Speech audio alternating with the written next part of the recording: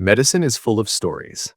Some are stories of hope and triumph, others are stories of loss and heartbreak, but all of them are real.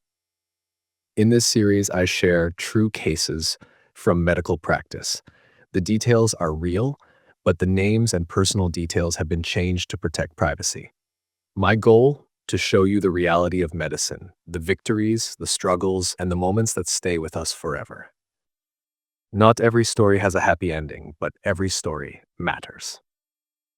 The woman who laughed in the face of cancer. When Martha Reynolds walked into my office, she was laughing. Not a forced chuckle, not the nervous giggle of denial. No, this was a full belly-shaking laugh that echoed down the hallway. The kind of laugh you'd expect at a comedy club, not in an oncology clinic. My nurse, Lisa, gave me a puzzled look as she led Martha in. Patients don't usually react this way when they're called in for biopsy results. Martha plopped into the chair across from me, grinning like we were old friends catching up over coffee. "All right, Doc, hit me with it. I've got cancer, right?" I hesitated. I had been a breast surgeon for over a decade, and I had seen every possible reaction to a diagnosis: tears, shock, denial, anger, even complete silence. But I had never had a patient waltz into my office expecting the news and laughing about it. I glanced at her chart. Martha Reynolds, 42 years old. A firm, irregular mass in the left breast, 2.8 centimeters, biopsy confirmed invasive ductal carcinoma. The words stared back at me from the pathology report, cold and unfeeling. I met her gaze. "Martha, yes, the biopsy confirmed it's cancer." She clapped her hands together. "Well, there it is. Knew it." I blinked. "You knew it?" "Oh, yeah." She leaned back, crossing her arms. "I mean, come on. My mom had it at 45, my aunt at 47, my grandmother at 50. I was due for this diagnosis. It's practically a family tradition." She said it like we were talking about inheriting blue eyes or curly hair. I exhaled slowly. "I understand that family history plays a role, but it doesn't necessarily mean—" "Oh no, Doc, I was waiting for this." She let out another chuckle. "Every time I did a self-exam, I thought, is this it? Is today the day? And guess what? It finally happened." Humor. It was her shield. I had seen it before. Some patients cry, some shut down, and some, like Martha, laugh in the face of fear. I leaned forward. "Martha, this is serious. We need to determine the stage, check for lymph node involvement, run additional tests." She waved a hand. Yeah, let's just assume it's the worst and go from there." I smiled a little. "Let's not assume anything yet. The good news is that based on what we see so far, it's treatable." For the first time, her grin faltered. "Treatable? Yes.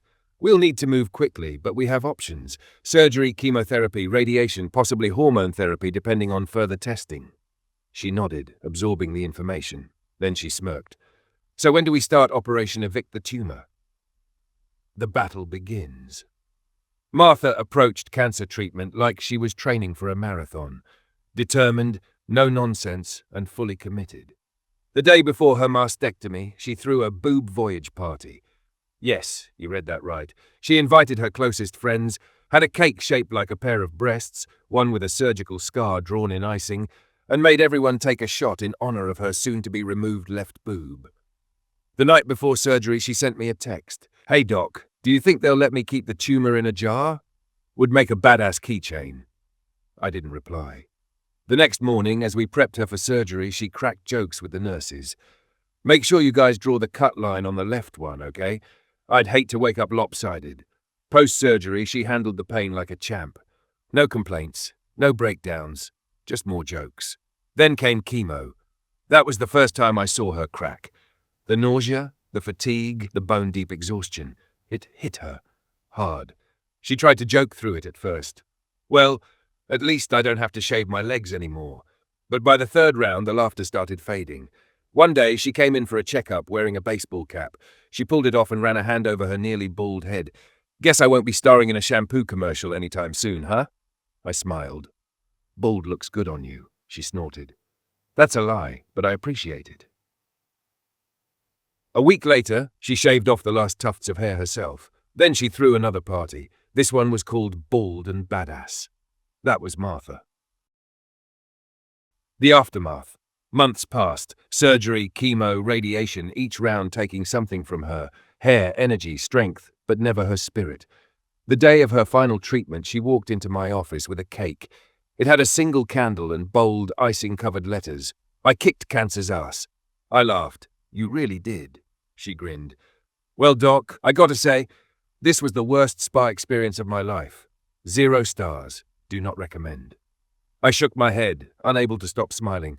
"I'll pass your feedback along." She exhaled, running a hand over her fuzzy, regrown hair. "So, what now?" "Now," I said, "we keep a close watch. Regular scans, follow-ups, and you go live your life." She stared at me for a moment, then nodded. "Yeah, I think I will." 1 year later. Martha walked into my office for her 1-year follow-up, looking like a completely different woman. Healthy, strong, hair grown back into soft curls. She sat down and folded her hands. "All right, Doc, tell me the good news." I smiled as I flipped through her results. "Martha, you're still cancer-free." She exhaled dramatically, then grinned. "Guess that means I don't get a round 2 party, huh?" "Let's hope not." She winked. "But if I ever do, you're invited." I shook my head. "Martha, I think you're the only person who would plan a celebration around cancer." She shrugged. "Hey, life's too short not to laugh." If you enjoyed this story, don't forget to like, subscribe, and leave a comment. Your support helps share more stories like this.